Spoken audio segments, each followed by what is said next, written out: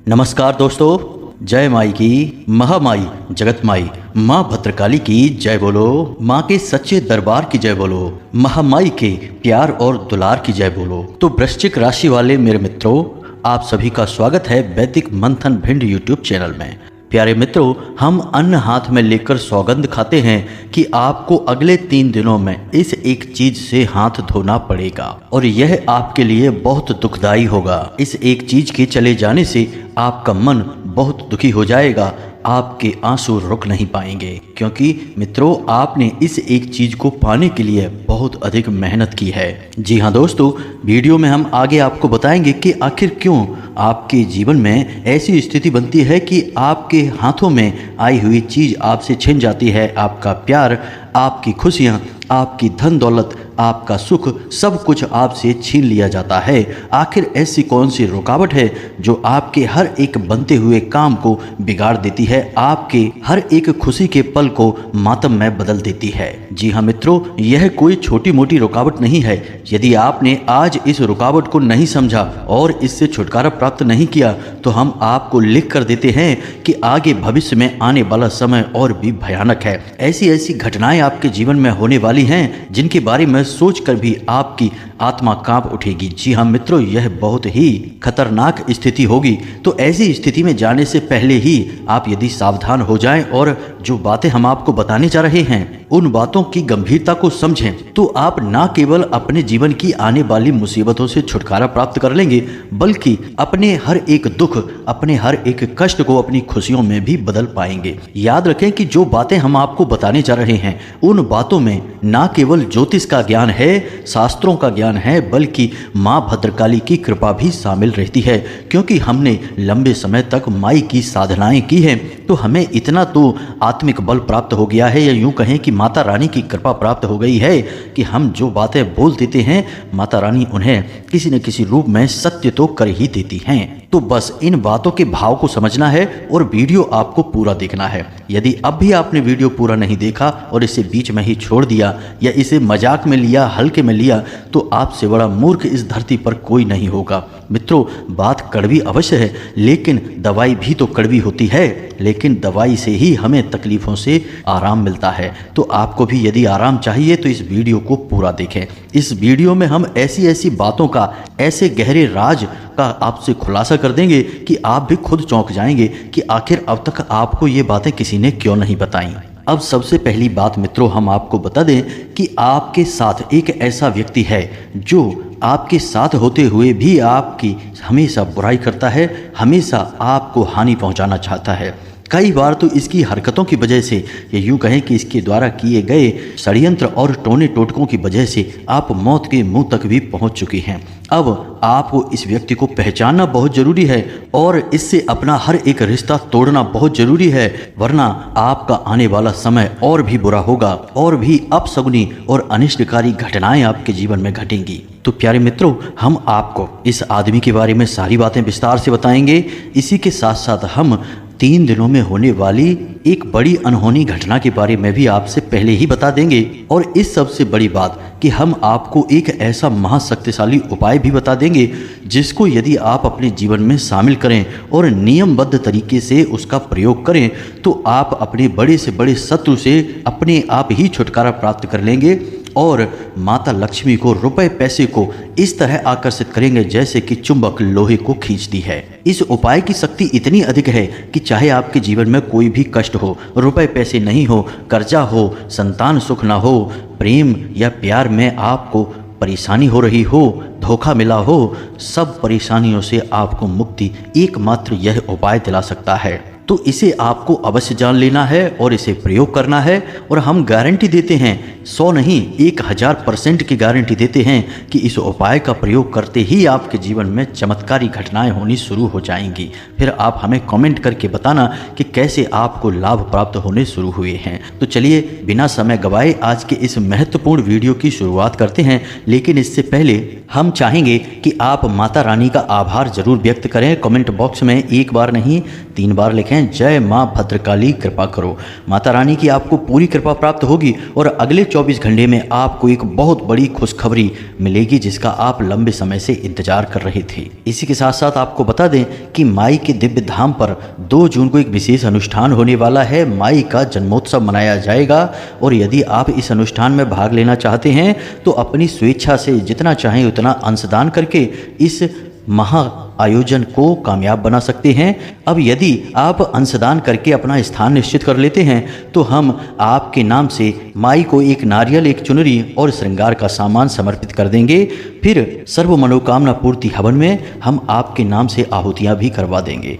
इस प्रकार आपके जीवन में जो भी समस्याएं होंगी, बाधा होंगी, उन सब समस्याओं से आपको मुक्ति प्राप्त हो जाएगी, क्योंकि फिर आपने माई के हृदय में, माई के धाम में अपनी जगह निश्चित कर दी है।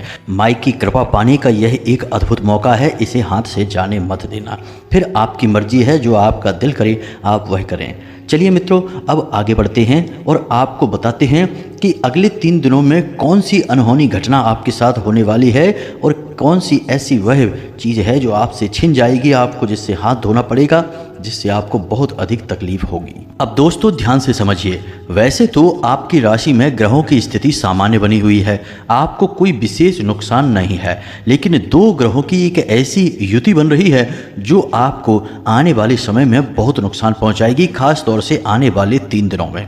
यह युति है शनिदेव और राहु की। जी हाँ मित्रों, शनिदेव आपको पूर्ण दृष्टि से देख रहे हैं, हमने अपने पिछले वीडियो में भी आपको इसके बारे में बताया था, और राहु भी आपके ऊपर आंशिक प्रभाव छोड़ रही हैं। अब राहु एक ऐसे तीव्र ग्रह हैं जो अगर आंशिक प्रभाव भी छोड़ेंगे तब भी मति भ्रम हो जाएगा और आप उल्टे सीधे फैसले लेंगे और अपने जीवन को खुद ही अपने हाथों से बर्बाद कर बैठेंगे। अब शनिदेव आपको पूर्ण दृष्टि से देख रहे हैं तो आपको यहाँ पर थोड़ा सावधान होने की आवश्यकता रहेगी। इसका मतलब क्या हुआ? तो इसका मतलब यह हुआ प्यारे मित्रों कि आपको अगले 3 दिनों में सबसे पहला नुकसान तो यह होगा कि रुपए पैसे की आपके ऊपर परेशानियां टूट पड़ेंगी। कहने का मतलब यह है कि आपके ऊपर अनावश्यक खर्च बढ़ेंगे, आपको ऐसी परेशानी का सामना करना पड़ेगा जिसमें कि आपके पैसे फिजूल खर्ची में जाएंगे। या फिर ऐसा भी हो सकता है कि आप किसी ऐसी जगह पर, ऐसे स्थान पर पैसा खर्च करें, किसी ऐसी चीज़ को खरीद डालें जिसका आप आगे उपयोग ही ना करें, लेकिन आपका पैसा वहाँ फंस जाएगा। या फिर एक स्थिति ऐसी भी बन सकती है कि कोई आपसे पैसे उधार ले लेगा, फिर आपके पैसे अटक जाएंगे, आपका भी काम रुक जाएगा और आपके पैसे भी वापस नहीं मिलेंगे, और फिर जब आप पैसे अपने वापस मांगेंगे तो आपको बुराई मिलेगी, जो कि हमेशा ऐसा ही होता है आपके साथ। तो अब आपको थोड़ा सा सावधान रहना है पैसे के मामले में। अगले 3 दिनों में आपको ये काम भूलकर भी नहीं करने हैं। पहला यह है कि आपको किसी को भी ना तो पैसे देने हैं, चाहे उधार मांगे, चाहे आपकी मदद मांगे, किसी भी प्रकार से मांगे, आपको आपका पैसा नहीं देना है। और यदि देना भी पड़े तो कम से कम पैसा देना, अपनी मजबूरी बता देना, कोई खर्चा गिना देना, कोई ऐसी बात कह देना जिससे कि आपको कम से कम पैसे देने पड़े। दोस्तों हम आपको बता दें कि आप जितना भी पैसा दे देंगे वह फंस जाएगा, आपको वापस नहीं मिलेगा, और यदि वापस मिलेगा भी तो बहुत परेशानियों के बाद मिलेगा। तो थोड़ी चतुराई से यहाँ पर आपको काम लेना होगा। अपने जीवन की कोई परेशानी बताकर उसे टाल देना, पैसे मत देना। दूसरा कि आपको किसी जगह पर पैसा लगाना नहीं है, जैसे कि किसी काम धंधे व्यापार में पैसा नहीं लगाना है, जुआ सट्टे या फिर शेयर मार्केट में भूलकर भी पैसा नहीं लगाना है। यहाँ तो आपको 100% घाटा ही घाटा होगा। यदि कोई पार्टनरशिप का ऑफर आपको मिल जाता है तो उसे भी स्वीकार नहीं करना है, कम से कम इन 3 दिनों तक तो भूलकर भी स्वीकार नहीं करना है, वरना फिर से वही बात होगी कि आप पैसे के लिए परेशान हो जाएंगे, पाई पाई को मोहताज हो जाएंगे। जो भी आपकी पैसे हैं, आपकी जमा पूंजी है, कब गायब हो जाएगी आपको पता भी नहीं चलेगा, और आप बस यह सोचते रह जाएंगे कि आखिर पैसा कैसे गायब हो गया, कैसे आपके हाथों में आई हुई लक्ष्मी बाहर निकल गई, आपको तो पता भी नहीं चला। अब दूसरी आपको सावधानी ये रखनी है कि आपको किसी के द्वारा कही गई बात को अपने दिल पर नहीं लेना है। दोस्तों हम आपको बता दें कि आपके ऊपर राहु आंशिक दुष्प्रभाव दे रहे हैं, तो अब इससे कोई सामान्य सी बात भी कहेगा तो वह आपके दिल में छप जाएगी, आपके दिल में लग जाएगी, और आपको लगेगा कि यह ऐसा क्यों बोल रहा है। फिर आप उसी बात को लेकर बैठे रहेंगे या फिर आप बहस करेंगे और झगड़ा होगा। आपका समय, आपकी ऊर्जा, आपका पैसा सब कुछ बर्बाद होगा। तो आपको कोई कुछ कहता है तो आपको समझदारी से काम लेना है और उस स्थिति को टाल देना है। जवाब नहीं देना है, खास तौर से ऐसी किसी बात का जवाब नहीं देना है जब कोई आपके दिल में चुभने वाली बात बोल रहा हो। दोस्तों, जब ग्रहों की स्थिति अनुकूल नहीं होती है तब अक्सर ऐसी परिस्थितियां बनती हैं जो कि आपको उकसाने का कार्य करती हैं, और यदि आप भावनाओं में बह जाते हैं तो अपना नुकसान खुद ही करवा बैठते हैं। अब स्थिति कई प्रकार की होती है। कभी आपको ऐसे मौके मिलेंगे, आपको ऐसा लगेगा कि यहाँ पर पैसा लगाते हैं तो तुरंत पैसा डबल हो जाएगा, कई गुना पैसा बढ़ जाएगा, व्यापार हो जाएगा, बिजनेस बड़ा हो जाएगा, लेकिन होता इसका उल्टा है। अब ऐसा क्यों होता है? क्या आप मूर्ख इंसान हैं? नहीं, आप मूर्ख नहीं हैं, लेकिन ग्रहों ने आपके दिमाग पर कुछ इस प्रकार से प्रभाव डाला, ऐसी सम्मोहन क्रिया करी कि आपके सोचने समझने की क्षमता कुछ समय के लिए गायब हो गई।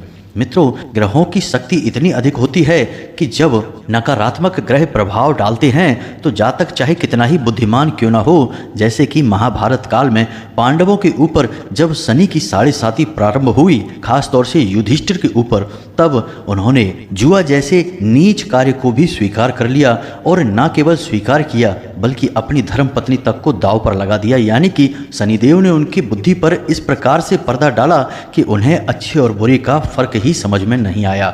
वैसे वे स्वयं धर्म के अवतार थे और बौद्धिक बल में उनसे कोई नहीं जीत सकता था, लेकिन कुछ समय के लिए उनकी बुद्धि छिन गई और अज्ञानता हावी हो गई। यह होता है ग्रहों का दुष्प्रभाव। तो आप और हम जैसे तुच्छ मानवों की तो हैसियत ही क्या है जब यहाँ पर युधिष्ठिर जैसे भी ग्रहों के दुष्प्रभाव में आकर अपने जीवन में बर्बादी ला सकते हैं। मित्रों, हम अपनी बातों में शास्त्रों के प्रमाण आपको इसीलिए देते हैं ताकि आपको इन बातों का पूर्ण रूप से भरोसा होता चले, और जो हम आपको बता रहे हैं उन बातों की गहराई को समझते हुए आप अपने जीवन में इन बातों को उतारें, तभी तो बदलाव होगा। अब इस बात को समझने के लिए एक छोटी सी कहानी समझिए मित्रों। यह आपकी कहानी है, आपके जीवन की कहानी है।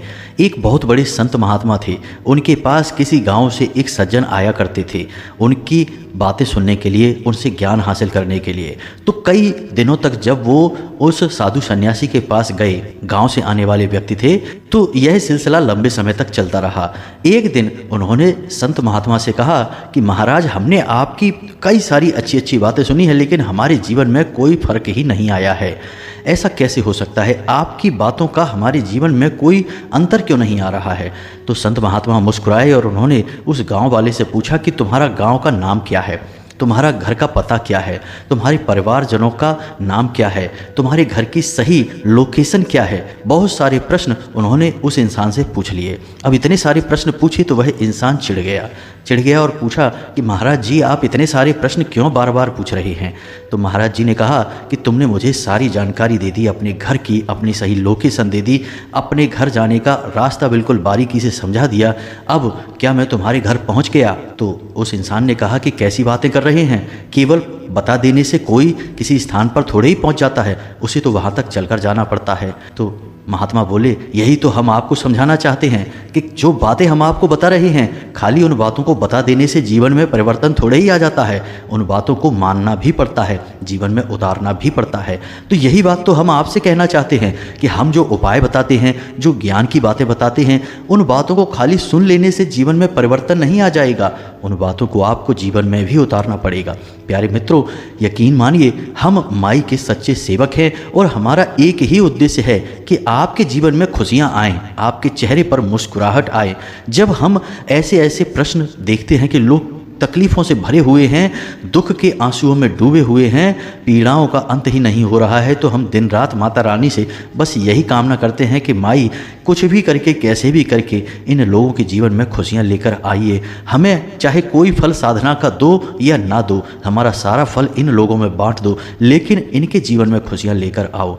इसीलिए प्यारे मित्रों, हम इतनी मेहनत करते हैं कि चाहे सर्दी गर्मी बरसात कुछ भी हो, हम आपके लिए ज्ञानवर्धक वीडियो जरूर लेकर आते हैं।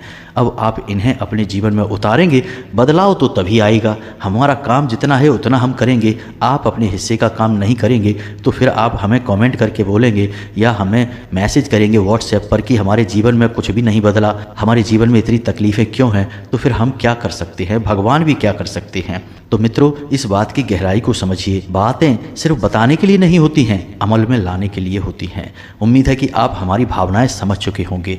तो अब आपको क्या क्या नहीं करना है, यह बात आप अच्छी तरह से समझ गए। कुछ छोटी छोटी सी बातें हैं जो आपको अवश्य ही करनी चाहिए। सबसे पहला काम कि अगले 3 दिनों तक आपको अपने पूजा घर में पश्चिमी दीवार के पास सरसों के तेल का एक दीपक अवश्य जलाना है। यह शनिदेव को समर्पित होगा।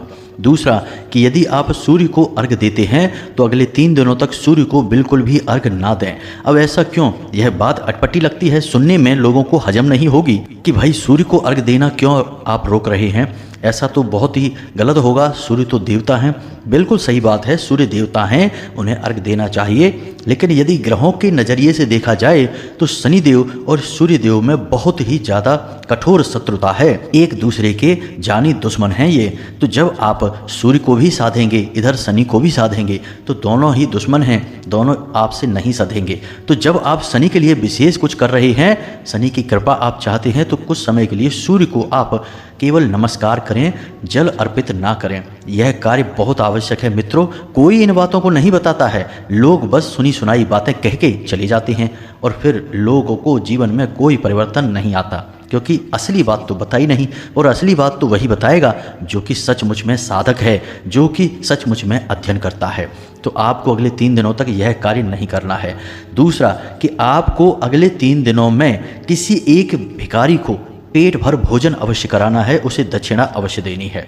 कहने का मतलब यह है कि आपको 100% अवसर प्राप्त होगा जब आपसे कोई भीख मांगेगा।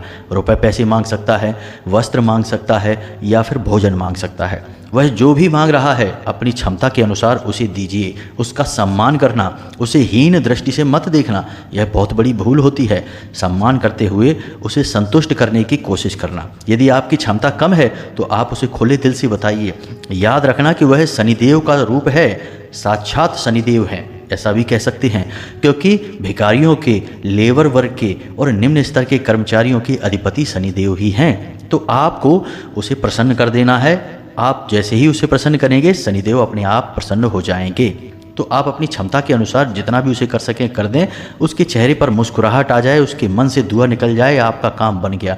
शनिदेव आपको कभी पीड़ा नहीं पहुंचाएंगे, चाहे कितनी ही कठोर दृष्टि आपके ऊपर क्यों ना पड़ रही हो। अब राहु की भी दृष्टि आपके ऊपर है, तो इसके लिए आप क्या करें? याद रखें कि आप कोई भी जरूरी काम करने चले, जो भी आपका काम हो, जैसे कि आप व्यापार पर जा रहे हैं, काम धंधे पर जा रहे हैं या फिर किसी विशेष कार्य को करने के लिए जा रहे हैं, तो आपको मन में केवल 8 बार बोलना है, ओम राम राहवे नमः। जी हाँ मित्रों, ओम राम राहवे नमः। यह राहु का मंत्र है। इस मंत्र का उच्चारण आपको 8 बार करना है, मन ही मन करना है, बोलकर नहीं करना है। तो आपके ऊपर राहु की जो कुदृष्टि है वह अच्छी दृष्टि में बदल जाएगी, आपके काम बन जाएंगे। याद रखना, ज्योतिष शास्त्र में एक मशहूर कहावत है कि जिसे राहु मारे उसे फिर कोई ना तारे, और जिसे राहु तारे उसे फिर कोई ना मारे। यानी जिसके साथ एक बार राहु सकारात्मक हो गए, उसे दुनिया की कोई ताकत मार नहीं सकती है। वह चरम सीमा तक पहुंचेगा, राजा बन जाएगा, और वो भी रातों रात। राहु आकस्मिक लाभ देने के लिए बहुत अधिक मशहूर हैं। तो आपको राहु की कृपा भी प्राप्त करनी ही पड़ेगी। तो यह कार्य राहु के लिए बहुत आवश्यक है। अब आप ध्यान से सुनिए, हम आपको आपके शत्रु के बारे में बताने जा रहे हैं, उसके नाम के बारे में बताएंगे, उसकी पहचान बताएंगे। अब यदि आपने वीडियो को बीच में छोड़ दिया मित्रों, तो आप फिर से वही भूल कर बैठेंगे जो आप हमेशा करते हैं, यानी कि जल्दी का काम शैतान का। आप जल्दबाजी में यहाँ से निकल जाएंगे और फिर से वही होगा जो होता चला आ रहा है, यानी कि केवल जीवन में दुख ही दुख और कष्ट ही कष्ट। फिर बाद में हमें कमेंट करके मत कहना कि गुरुजी हमारे जीवन में इतनी तकलीफें क्यों हैं, दुखों का अंत कब होगा। ध्यान से सुनिए मित्रों, सब दुखों का अंत केवल ज्ञान के माध्यम से ही हो सकता है। तो अब ध्यान से सुनिए, जैसा कि हम देख पा रहे हैं आपकी राशि को और माई की कृपा की अनुभूति के आधार पर आपके जीवन में 3 नाम के लोग बहुत बड़े शत्रु हैं। इन शत्रुओं से आपको तुरंत पीछा छुड़ा लेना चाहिए। ये तीनों के तीनों आपके ऊपर राहु केतु की तरह मंडरा रहे हैं और आपके जीवन को बर्बाद करना चाहते हैं। आपके अपने ही हैं, आपके आसपास हैं। अब ऐसा हो सकता है कि इन 3 में से कोई 2 नाम का व्यक्ति या फिर कोई 1 नाम का व्यक्ति आपके आसपास हो। यह तो आपके पिछले जन्मों के पुण्य प्रताप पर, आपके देवी देवताओं की कृपा पर निर्भर करता है कि आपकी कितनी रक्षा हो रही है। लेकिन यदि आपके सारे देवता आपसे रूठे हैं, कोई आपके ऊपर विशेष कृपा नहीं कर रहा है, तो आप इन तीनों से ही घिरे हुए हैं। इस तिकड़ी ने आपको बर्बाद कर रखा है, फिर तो आपका जीवन नर्क के समान होगा। तो अब ध्यान से समझिए कि क्या है इनके नाम। तो तो सबसे पहला जा अक्षर का व्यक्ति है। जी हाँ मित्रों, जा अक्षर के व्यक्ति से आपको हमेशा बचकर रहना है, यह आपके लिए बेहद घातक है। दूसरा आ अक्षर का व्यक्ति है। जी हाँ मित्रों, जिसका नाम आ अक्षर से शुरू होता है, इस व्यक्ति से आपको बचकर रहना है, यह भी बहुत ही खतरनाक है आपके लिए। और तीसरा सा अक्षर का व्यक्ति। जी हाँ मित्रों, सा अक्षर का नाम का व्यक्ति हमेशा आपको पीड़ा पहुंचाएगा, कष्ट पहुंचाएगा, कभी आपका भला नहीं कर सकता है। तो अब आप अपने आसपास, अपने रिश्ते नातों में और अपने नज़दीक जिनसे आप दिन रात मिलते हैं, ऐसे लोगों पर नज़र डालिए। और हमने जो आपको बताया है, इस बात को केवल अपने मन में रखिए, गुप्त रखिए, किसी से बताना नहीं, बस अपने मन में आकलन करना। यदि किसी से नाम मिलता है कि जैसे आपके साथ कोई ऐसा व्यक्ति जिसका नाम आ अक्षर से शुरू होता है, तो उस व्यक्ति के बारे में गहराई से विचार करना, सोचना कि उसने आपके साथ क्या किया है, क्या मुसीबत में वह आपके साथ खड़ा था, क्या उसने पीठ के पीछे आपकी बुराइयां की हैं, क्या वह आपकी बातों का मजाक उड़ाता है, क्या वह सचमुच में आपका सच्चा साथी है, शुभ चिंतक है। ऐसे प्रश्न उसके बारे में खुद से पूछना, और हम आपको लिख कर देते हैं कि इसमें से हर एक प्रश्न का जवाब आपके लिए वही आएगा कि वह इंसान आपके लिए अच्छा साथी नहीं है। और जब आपको पता चल जाए तो तुरंत इस रिश्ते से पीछा छुड़ा लेना, मतलब कि आप इससे दूरी बना लेना। रिश्ता मत तोड़ना, बस इससे दूरी बना लेना, और अपनी ज़रूरी बातें इसे भूल कर भी मत बताना। अब हम आपको उस उपाय के बारे में बताते हैं, यह बहुत आवश्यक है मित्रों, इसे भी आपको जानना बेहद ही ज़रूरी है। और इन चीज़ों को आपको अपने घर लेकर आना है और इनका विशेष अनुष्ठान के बाद प्रयोग करना है, विशेष स्थान पर इन्हें रख देना है, और आपके जीवन में परिवर्तन आने की शुरुआत हो जाएगी। तो आपने लघु नारियल के बारे में कभी सुना है क्या? यदि नहीं सुना है तो हम आपको बता दें कि यह नारियल का ही एक छोटा स्वरूप होता है। तो यदि आपने लघु नारियल के बारे में नहीं सुना है तो आप जाएं किसी किराने की दुकान पर और उससे पूछें, वह आपको बता देगा लघु नारियल क्या है। बाजार में थोड़ा सा ढूंढेंगे, आपको मिल जाएगा। तो आपको 2 लघु नारियल लेकर आने हैं। जी हाँ मित्रों, ध्यान से समझना है, और इस उपाय को आपको शनिवार के दिन करना है। शनिवार के दिन ही इस उपाय का महत्व है। अब याद रखें कि हम नारियल को इतना महत्व क्यों देते हैं।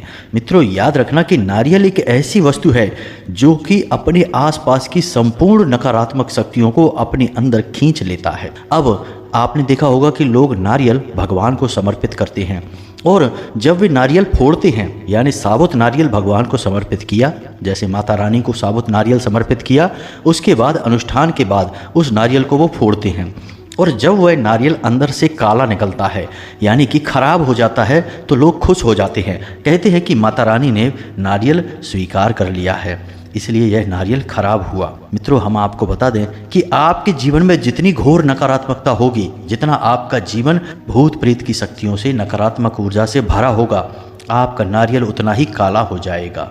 अब हम भगवान को यह खराब नारियल क्यों चढ़ाते हैं?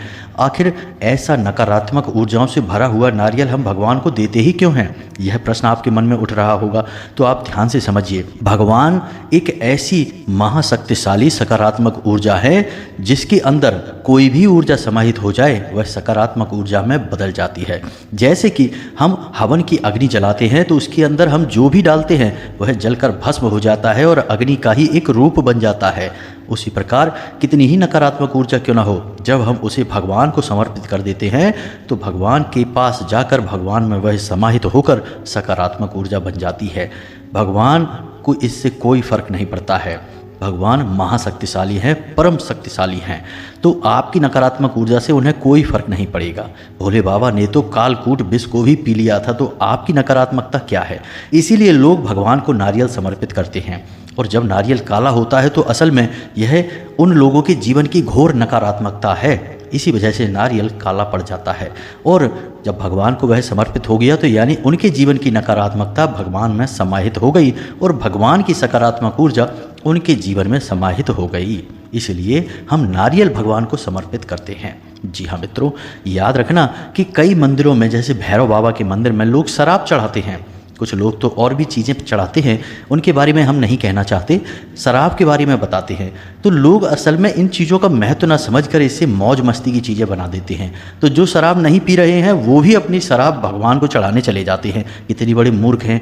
अब आप समझिए कि भैरव बाबा एक ऐसी महाशक्ति है, ऐसे देवता हैं जो आपकी पूरी नकारात्मकता को, आपके सारी दुष्ट प्रवृत्तियों को अपने अंदर समाहित कर लेते हैं और आपको सकारात्मक बना देते हैं। अब कोई व्यक्ति है जो शराबी है, शराब पीता है, वह जाएगा भैरव बाबा को और अपनी शराब उन्हें दे देगा और शराब से छुटकारा प्राप्त कर लेगा। इसी प्रकार यदि कोई गलत आदत आपके पास है तो आप वह भैरव बाबा को दे दो और भैरव बाबा अपनी सकारात्मक ऊर्जा आपको दे देंगे। याद रखना, भैरव स्वयं भोले बाबा का ही स्वरूप हैं। तो आप अपनी नकारात्मक गलत आदतें, गलत सोच, गलत विचार सब कुछ भगवान को दे दो और भगवान के सकारात्मक विचार, सकारात्मक ऊर्जा अपने जीवन में ले लो। यही है इस क्रिया का मतलब। लेकिन लोग जो शराब नहीं पीते वे भी भैरव बाबा पर शराब चढ़ा रहे हैं, यह तो मूर्खता हो गई।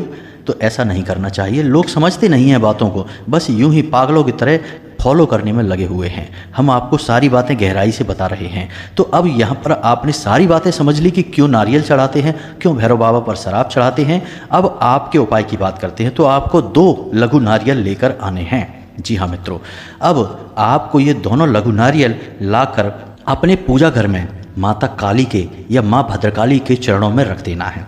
यदि आपके पूजा घर में माता भद्रकाली की तस्वीर नहीं है तो आप हनुमान जी के चरणों में रख सकते हैं, या फिर आप भगवान श्री हरि विष्णु या माता लक्ष्मी के चरणों में भी रख सकते हैं। जो भी देवी देवता से आपका लगाव है आप उनके चरणों में उन्हें समर्पित करें ये दोनों लघु नारियल, और 7 दिनों तक इन्हें आप अपनी पूजा घर में ही रखे छोड़ें। और जब आप इन्हें 7 दिनों तक पूजा घर में रखे छोड़ेंगे उसके बाद इन नारियलों को आपको ले जाकर किसी बहते हुए जल में प्रवाहित कर देना है। ऐसा क्यों करना है, इसका क्या कारण है? तो मित्रों हम आपको बता दें कि ये जो लघु नारियल हैं इनके अंदर जो साबुत नारियल होता है, बड़ा नारियल होता है, उससे भी कहीं अधिक नकारात्मक ऊर्जाओं को आकर्षित करने की शक्ति होती है। तो आपके घर की संपूर्ण नकारात्मक ऊर्जा इन दोनों लघु नारियल में समाहित हो जाएगी, प्रवेश कर जाएगी। और उसके बाद आपको 7 दिन तक इसे अपने घर में रखना है और इस लघु नारियल को आपको किसी बहते हुए जल में प्रवाहित कर देना है।